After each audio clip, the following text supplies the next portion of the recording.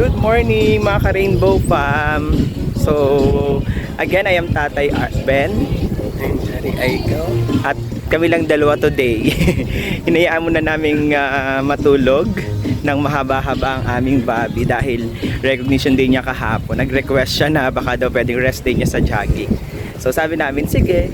So kami lang muna nandito sa Bay Park. So windy. So it's Saturday. The weather today is windy. It's Tiangge Day dito sa amin. Kaso wala kaming pantiangge. It's very mahangin. Parang yung kilala ko. Joke lang. Sobrang mahangin dito. Parang hindi kami papawisan masyado. Pero as usual, marami pa ding ayan, mga nag-walking, jogging, and Zumba. So, yon. What will you say? How are you today? Are you happy ba kahapon sa recognition day ni Bobby? Yes, quite. So, as a queer parents ng aming Bobby, super happy kami kahapon dahil sa kanyang award. Although, ramdam na namin kasi nga matataas naman yung mga nakuha niya sa exam.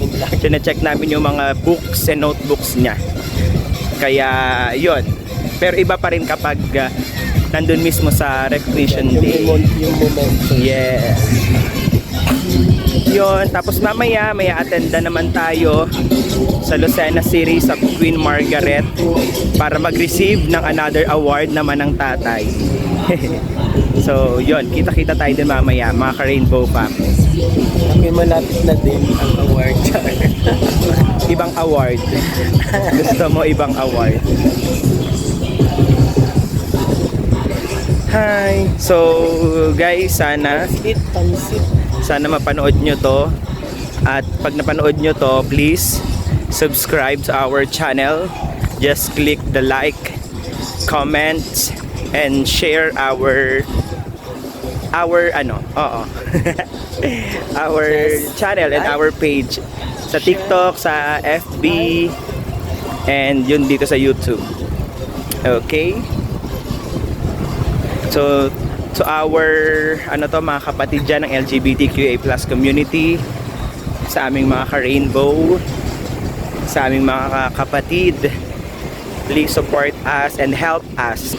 Kasi as a queer parents, medyo mahirap yon, pero we will make it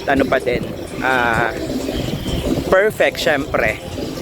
Although may mga pagkakamaling mangyayari bilang magulang, pero yung love namin to our Bobby ay we will assure na talagang nag-uumapaw.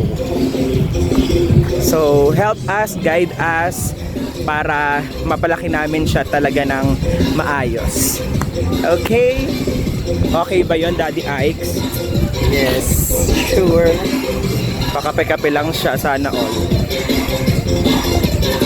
So yun muna for now mga ka-Rainbow Fam. Bye everyone. Have a nice day. God bless you all.